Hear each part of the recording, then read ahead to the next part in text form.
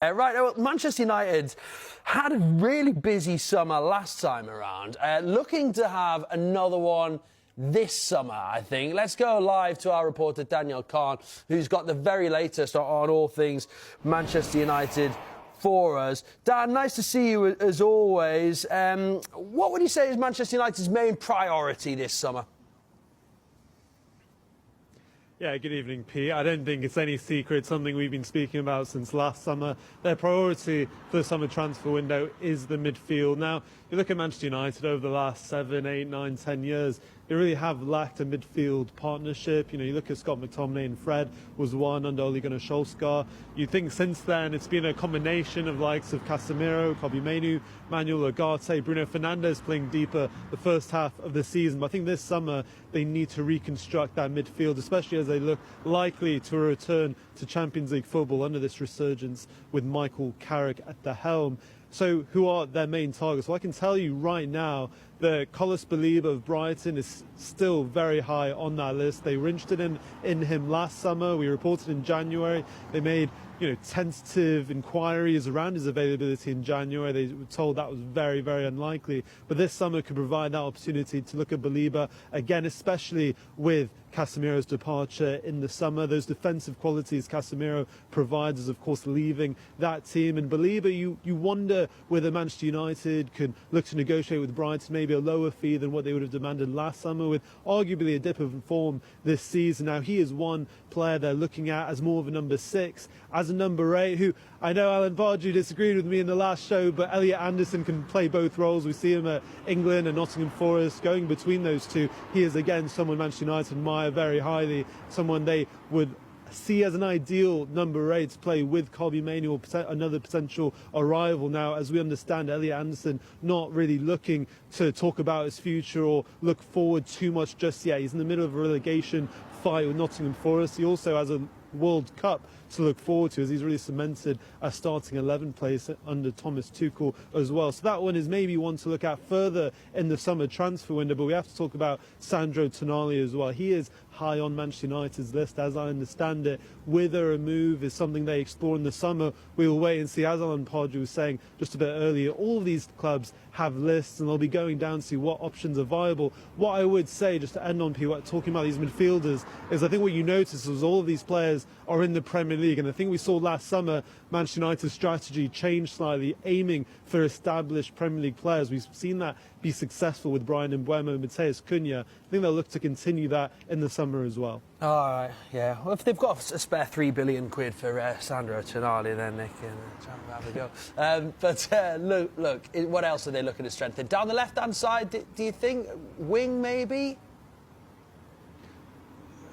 Yeah, I think this is something that has become clearly a priority for Manchester United as the season has gone on. I think we saw in January they were interested, and in the race for Antoine Semenyo, he has ultimately chose Manchester City. Now, they're looking in this position because, yes, they have someone like Matheus Cunha, but you'd maybe classify him as more of an inside forward coming off that left flank. Now, the profile they're looking for is a left winger who's right-footed, similar to maybe a Bryan Mbeumo or Ahmad on that right-hand side. And really, someone who's high on that list as of now is Yan Diomande, the RB Leipzig winger. And we can look at some stats comparing him to some of the other wingers Manchester United have. As a 19-year-old, I think the feeling is he has an incredibly high ceiling. You look at those 16 goals and assists combined in the Bundesliga, quite staggering, really, when you think of his age and all the potential he still has.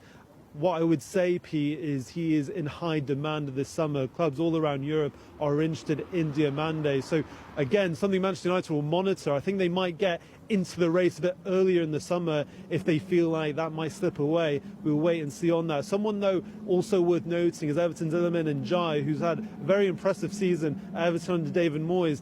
Again, someone that United are monitoring, but how far down that list, I think we have to wait and see, because you'd probably profile him more under a Matheus Cunha type of winger on that left-hand side, whereas really I think they're really looking for a dribbler, a winger to really run at defenders, and I think Ndiaye is maybe slightly different to that type of profile. So we'll wait and see. Mentioned a bit earlier, they're looking at left-back. That's something they'll look to explore in the summer as well. All I would say is I think it's going to be a busy summer for Manchester United, Pete, all in all, because they'll be looking to reinforce and rebuild this squad that is really Champions League ready if they do find themselves in that competition next season. Cheers, Dan.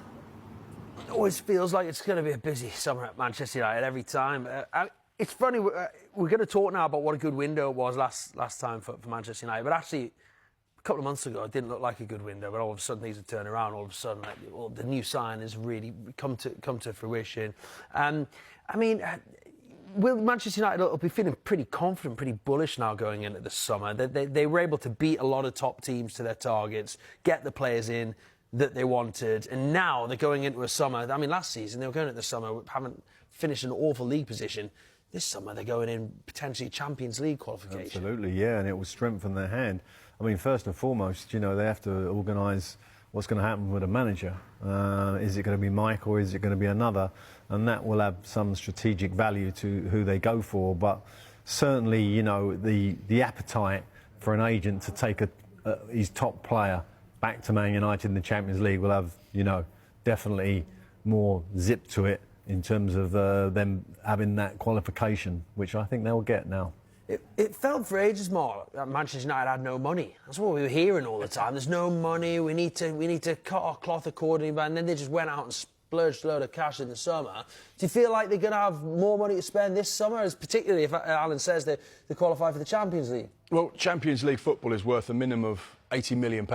So those teams that are all searching to get into the top five, Aston Villa, Chelsea, Liverpool, Manchester United, that'll make a huge difference to what they can do financially in the summer, and also the attraction of Champions League football, because there will be a number of players in Europe that will say, well, I'm interested in a team in the Premier League, but they have to have Champions League football. That's something that's an absolute must for me. That's non-negotiable. I need to be playing at the top tier of European football, and that's where I'm going to be looking at. So the fact that they can offer that, not only will it help them financially, but also it will be that attraction. I think when you look at Manchester United's business, it was just really effective. 2 Premier League proven players, Mbeumo and Cunha, and then Benjamin Sesko, one of the most highly rated strikers from Europe, have come into the football club.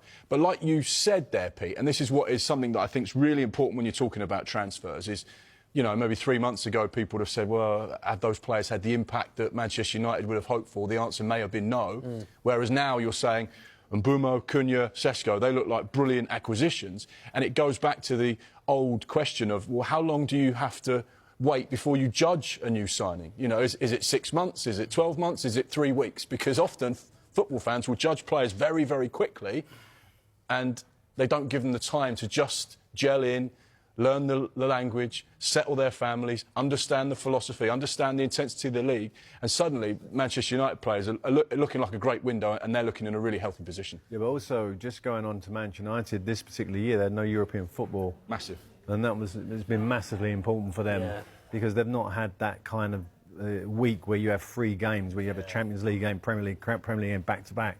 And that is and they haven't got a squad deep enough to have coped with that. So going into the Champions League, which they look like they're going to make, they have to strengthen anyway. I mean, that's 20 games of a difference. What will Man United? Man United will play, 40 games this season, because they went out of the Cups early. Newcastle this season have played 51. They'll have played 58 come the end. 18 games difference, and you're right. And look what's happened to this. Yeah. And it's exactly the same out with you, Al.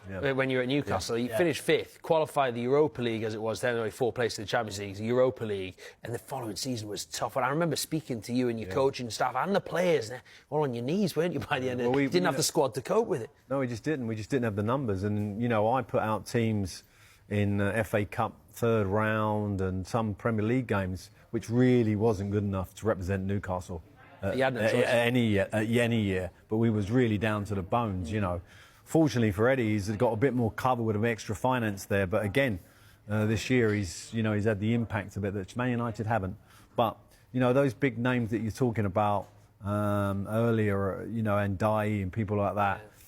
You can imagine Man United wanting people like that in, and they're going to increase their numbers. And Newcastle will be worried about seeing Tonali's name, Keith. Me and Keith speak a lot in the summer transfers.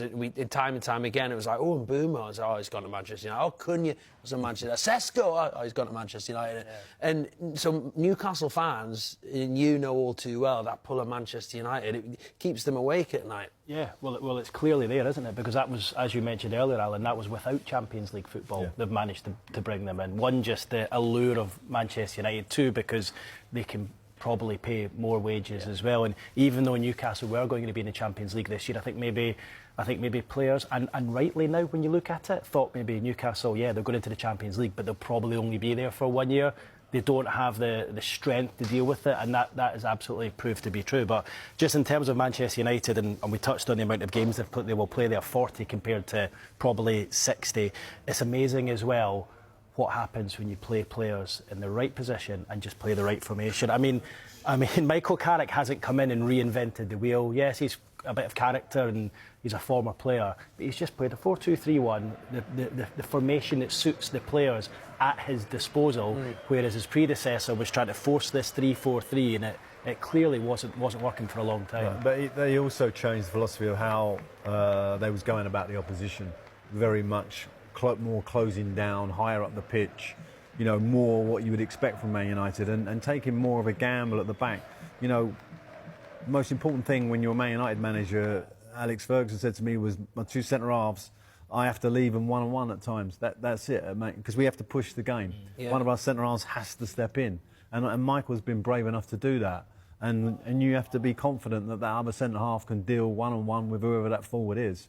And therefore, that change of philosophy and that shape has made a massive improvement to them. So, Mark, do they have to just sort the manager thing out first before they can even think about who they're going to sign? They've got to get Carrick secured or make some kind of decision, some announcement about what they're thinking? Well, any transfer window, one of the key voices when it comes to signing new players is the head coach, is the manager, because, you know, they will have a huge influence on the type of profile of player that the club signs. Now, the club will have a sporting director, they'll have an ownership model, they'll have people at the top table that will all be making decisions about the direction of the club, and the head coaches to implement that. But of course, that voice, that powerful voice, is so important. And there'll be some players that Michael Carrick will say, actually, I don't think he's right for Manchester United. And another manager will come in and say, he's absolutely right for Manchester United. So to answer your question, Pete, it's crucial.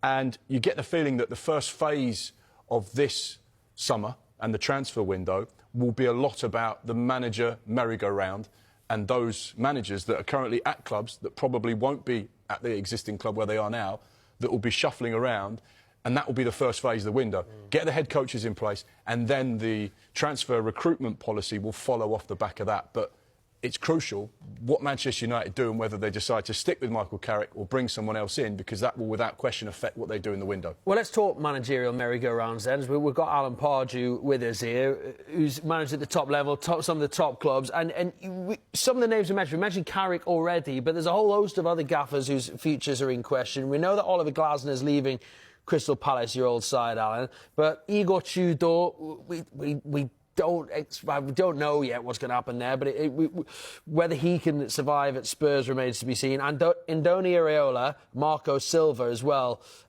potentially leaving Fulham and Bournemouth, respectively. It could be a lot of change as far as a managerial point of view is concerned. I don't think there will be change. Yeah. Yeah, for sure, because I think this is probably the biggest opening I've seen on a managerial front for a long, long while. You know, when you look at Man United, OK, regardless if Michael gets the job, that situation is open.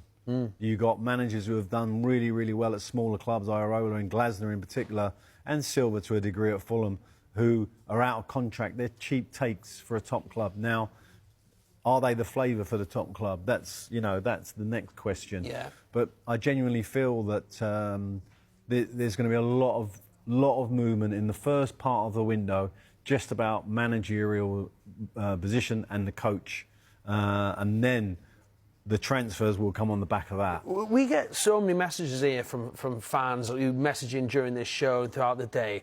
It's amazing how many fans, and you felt the hard end of this, how many fans actually want their manager out. If there's so many clubs. And you're sitting watching this at home right now and you're thinking, yeah, I want my man. You believe me, you're not alone. There's so many. You look down the Premier League, there's not that many fans actually content with their manager.